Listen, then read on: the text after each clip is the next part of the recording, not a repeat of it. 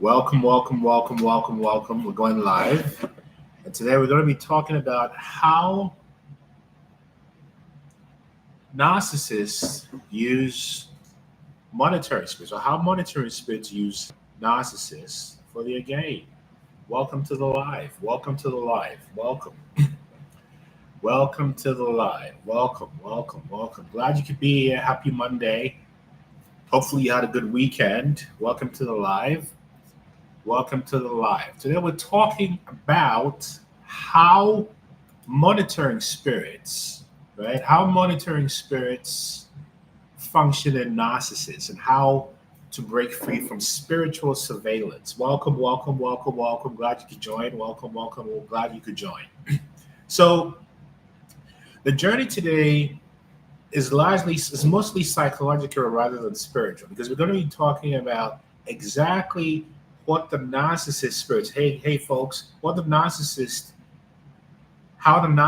becomes a vessel for monitoring spirits, how the narcissist becomes a vessel for monitoring spirits, and how it affects the relationship with an empath. So let me just start. First of all, surveillance is not just a function of governments or corporations. It's not. And I keep looking in different places because there's Instagram, TikTok, and YouTube. That's why I keep looking around. But surveillance is not just a function of governments or corporations. Some of the most advanced monitoring systems operate beyond the material world, tracing and tracking your thoughts, your emotions, and spiritual evolution. And these are called monitoring spirits. You guessed it. And if you're an empath, a healer, or someone awakening to your divine purpose, you are definitely on the radar of these monitoring spirits. So today what we're going to be exploring is how these monitoring spirits function, what their role is in narcissistic abuse, and then sort of bring a psychological and scientific perspective to it, so you are always in a position to protect yourself from narcissistic abuse and the influence of these monitoring spirits. So to start, the term monitoring spirits is derived from the Latin word monere, meaning to warn or to observe. And in various traditional spiritual traditions, I'll start with the Christian tradition. The Bible warns against what it calls familiar spirits, particularly in Leviticus 19:31. It's about an association of being able to watch and observe monitoring spirits. In the Gnostic text, the archons, the rulers, are described as spiritual surveillance entities that prevent human souls from awakening. Welcome, folks. Welcome. So glad you're all joining. And in ancient Egyptian mysticism, the Ka, the spirit, was believed to be observed by unseen forces which recorded a person's actions for judgment.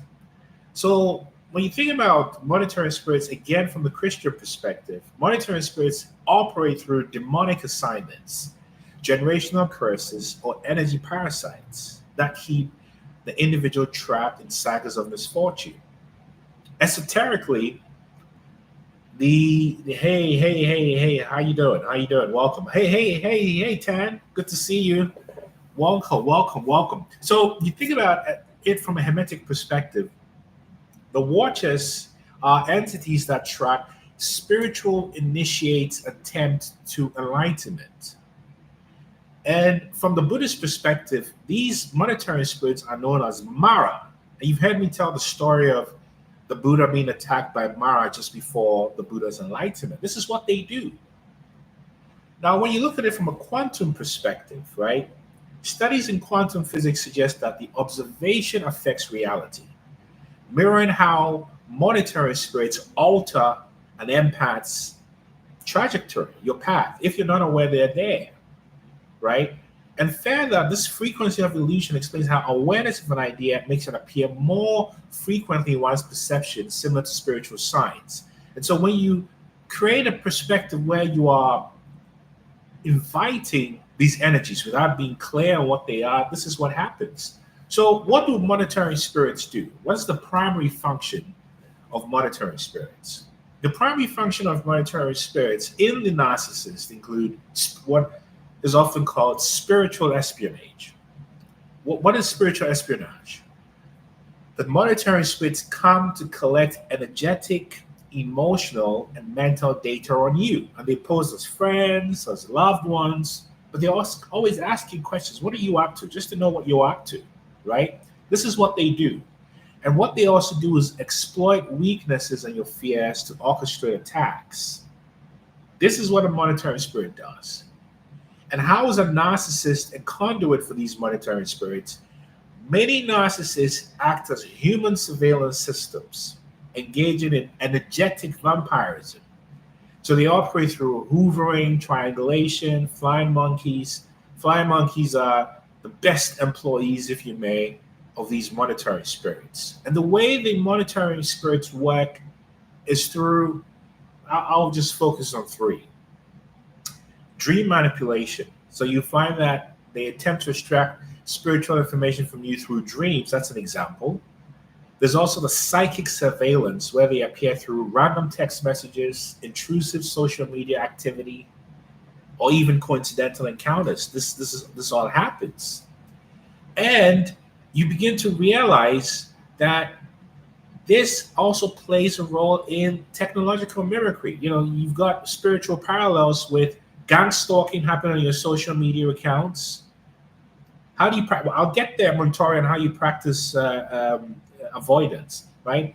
But monitoring spirits also function as ethereal algorithms influencing your decision making. So they get in there, right? So Bethy, as an empath, why does it also sound so negative, especially when giving and feeling can bring joy?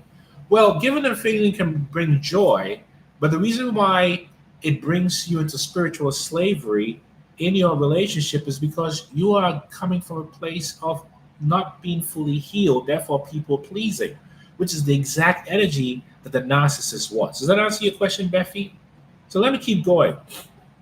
Monitoring spirits and narcissistic abuse, how does it function? How does it work?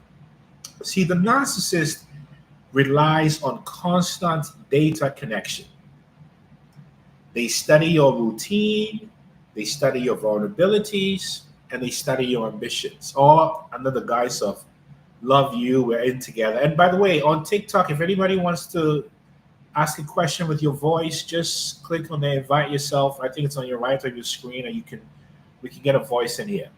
But they use love bombing and devaluation and hoovering as energetic surveillance tactics. So when the narcissist is hoovering you, it's just a monitoring spirit. When they're love bombing you, it's just monitoring spirit, right? This is what they do. And they are present in not just narcissists, but also sociopaths and Machiavellian people. Hi, Shannon, how you doing? So what are the spiritual implications for an empath? The empath is the one who breaks free from the monitoring grid, which is why your escape triggers retaliation. You've seen all these Agent Smiths trying to get Neo back into the Matrix. This is exactly what happens with these narcissists, right? So this is what they do, and this is how they function, right? This is how they function, and this is the main purpose of the role that they play in your life. You see, so I have one coming up here on Instagram. Hey, Tenise, how are you?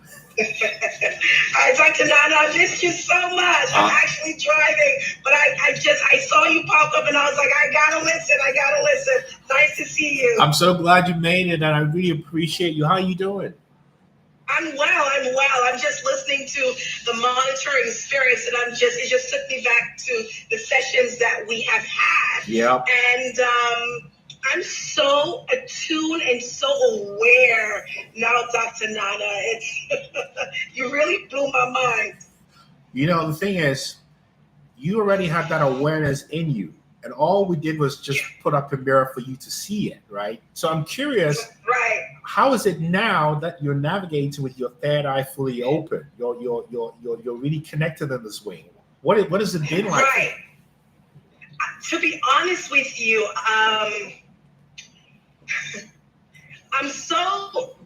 don't want to say that, I'm in a place of mistrust, but I would say I'm so careful now as to who I let in Yeah. And where we left off is boundary setting for me, because I've always felt so badly not making myself available to people. But one of the key factors I took away from you is that I'm not responsible for anyone else. Like, I can only be responsible for me. For you.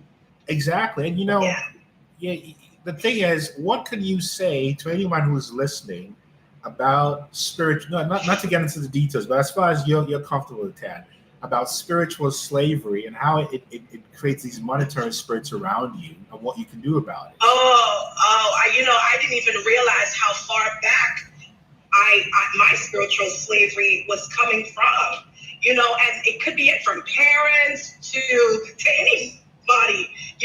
Sometimes this thing is rooted even in our childhood, just the programming. That was one of your favorite words, that we have been given, and we operate in this place of people pleasing, and we continue to do it. I know I was guilty of it so many times where, I wanted to know, but felt like I was doing the person a disservice, even though I know it was a sacrifice on my part, and it took everything out of me, but then you never recoup that energy back. So now I'm so aware as to just my actions, toward myself and everybody else. Exactly. The thing is, once you wake up from narcissistic abuse, Denise, as you're saying, it's to wake up to narcissistic abuse in the broader society. You can't unsee it. And that's exactly what you're saying. And maybe the final question for you before you go, I know you're driving, is, how have you been able to deal with the reality of all these betrayals that you've experienced from people who supposedly loved you? These monetary spirits. Oh wow. I would definitely say that I really had to come to terms as accepting some of these relationships as, a loss, and I had to grieve those relationships and accept the fact that, these people have served their purpose, brought me into my awakening and my alignment. And now I can say thank you and not have any animosity toward anybody. Don't hold any grudges toward anyone. Wow. And I'm in such a place of peace, peace, because I'm just a better person. I know how I show up in the world. And Dr. Nana, you always said it, like, what I offer is 4-star diamond treatment, hotel treatment. I know how I show up compared to how they show up. And it's their loss that I'm not in their life. Oh. Not the other way around. And what final words of wisdom do you have? Because I don't want to monopolize your time. Hang in there. And if you absolutely have to align yourself with a coach like Dr. Nana, it is worth it. It is worth it. Oh, Denise, it's a real pleasure to see you. I feel like I just saw you yesterday, and I miss our conversations. I know. and keep. Thank you so much, Dr. Nana. I thank you so much, and I'm sending you lots of good energy to you for the week, and lots of peace, lots of joy. It's always a pleasure to see you. All right, see you soon. All right, see you soon. Oh, you heard it. You heard it from Denise. This is the whole story. That when you wake up to the reality of this monetary spirit, you could never be the same. Monetary, you're saying you're a magnet. What happened to you? What's your story? Hey, Lacey. Hey, Tammy. The scapegoat has to learn I'm responsible for everyone and can't fix everyone. That's exactly right. You can't, right? You can't. And if you want to get involved and speak live, just hit the request button and we can get you in and hear from you, right? But you heard from Denise. This is exactly what it is. So this is what these monitoring spirits do. So how can an empath outsmart these monitoring spirits? Well, certainly through what we can call spiritual cloaking, where you use meditation and energetic sealing to protect yourself all the time. Certainly through psychological and digital protection. In other words, reduce your sharing on social media, identify spies in your circle, and practice no contact strategically. And so these are all ways you can begin to protect yourself from narcissistic abuse and these monetary spirits. Because the purpose of these monetary spirits is simply to watch you, understand what you're going through, and then use that information to keep you in spiritual slavery, so you never align to purpose. That's the whole point behind these narcissist and monitoring spirits, because that's what it is. It's a monitoring spirit, which is why it doesn't seem to go away. It sticks around. It's everywhere. It's always asking you questions. It's always curious about you. It wants to know what you think and what you have to say. And it's not because it's interested in you. The narcissist is not interested. It's just collecting information so they can be better at abusing you, at gaslighting you, and tricking you so you remain under spiritual slavery. And what's the purpose of keeping you under spiritual slavery? The purpose of keeping you under spiritual slavery is so you can never really wake up to your real purpose. Because if you wake up to your real purpose, that's a big loss for the dark side, which is the side that the narcissist works for. The narcissist is largely a normal human being who went through significant abuse, so they believe that the whole world is abusive, and the only way to navigate the world is to become the abuser in chief, the manipulator in chief. You see, keeping well, Mashta, how are you? Good to see you. So this is how it works, right? And if any others want to ask questions to get involved, just hit the request button, or we can invite you to ask a question. Maybe see one or two who want to come in, because I don't want to just be speaking from my perspective, right? But anyone who wants to come in and you've got a story to tell, want to hear it, right? Because this is about dialogue. So this is what they do. This is exactly what they do, right? This is how they keep you entrapped, by monitoring you constantly. Hi, Montori, how you doing? Hello, Montori, can you hear us? Yes. Yes. Tell us, what's on your mind today? I'm enjoying your conversation. It's great. I'm glad you're enjoying it. And tell me, what's been your experience with narcissistic abuse, Montori? Oh man, just family members, nonstop, spouses, neighbors. Just it's just been a battle. Wow. So it sounds like you've been through this your whole life as I'm listening to you, and I feel so sorry. Yeah, done a lot of therapy and to figure it out, and I'm pretty much I'm awakened and in recovery, just trying to understand it more. Yeah. You know. Wow. But I have to ask you this, right? How did you become aware that you were going through narcissistic abuse and had been through it your whole life? Because it's very hard to figure it out. How did you figure it out? I just, in my therapy sessions, I had to dig deep and go back to my childhood and, just try to figure out where it began. Wow. Oh, and what did you find out? Just the personality types, the whole, I guess, retrospect of the narcissist, their behaviors. Yeah. And,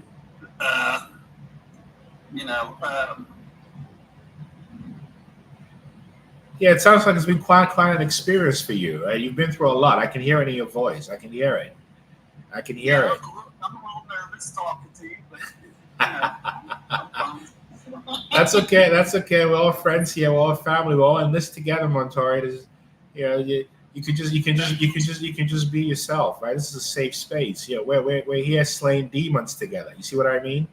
Yeah. Even Blessed for Life can feel the stress in your voice. You're in a safe place. And you know what? I got to tell you something, Montori. You're my hero. I appreciate that. You are my hero. You know why? Why is that? Because majority of people who experience narcissistic abuse don't escape it. Yeah. So congratulations to you. Well, thank you. Yeah? Congratulations to you. And I really appreciate you very much, yeah? Okay, I appreciate you. And thank you for being here. Thank you for being here. Keep up your good work. I appreciate it very much, you see. So you can tell with this thing, this monitoring spirit is probably something that you're used to because it's happened your whole life. It's happened your whole life. Ryan, you know what it's like. What happened to you? How did you deal with it, Ryan?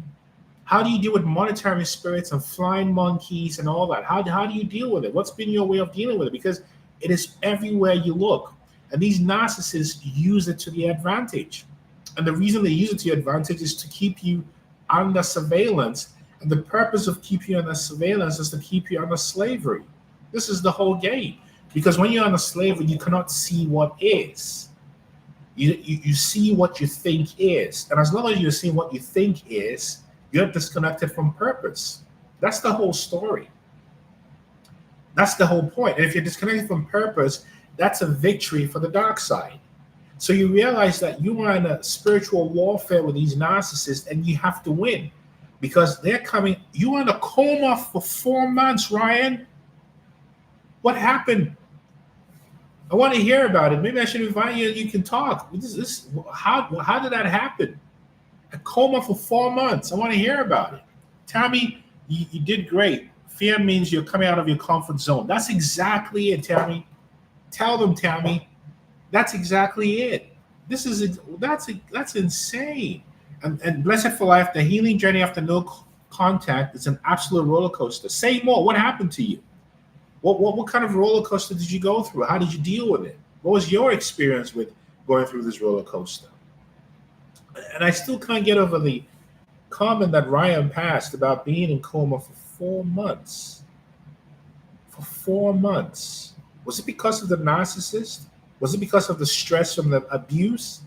How did that happen? Hi, Christina. How did that happen? How did you stay in coma for 4 months? Exactly, Yusuf. I'm glad Ryan's okay. But anyway, this is the whole story. You realize that it all happens to you because, and the reason why the narcissist seems to know what you're up to is because everything you've told them was intel. It wasn't sharing with a loved one, even if it was your sister or brother. It wasn't sharing with the loved one, even if it's your parents. You were sharing with an enemy who milked that information and figured out how to use the information you shared to control you. Heavenly only knows 9. Why are narcissists very sadistic? Why do they think they can resonate on Earth, being me and not feeling about it? It's because, from a scientific perspective, Heavenly only knows, the narcissist has diminished activity in the area that the neuroscientists call the mirror neurons. They also have diminished activity in producing oxytocin. So the mirror neurons and oxytocin is the area, these are the areas responsible for bonding and empathy. And the narcissist has diminished activity there. And the reason for that is because they went through as bad as trauma as you, an empath. The difference is the kind of trauma that the narcissist experienced was extremely vacillating between over idealization, you're so perfect and there's no justification for it, or invalidation, you don't exist and you're nothing, so you have to perform for me to see you.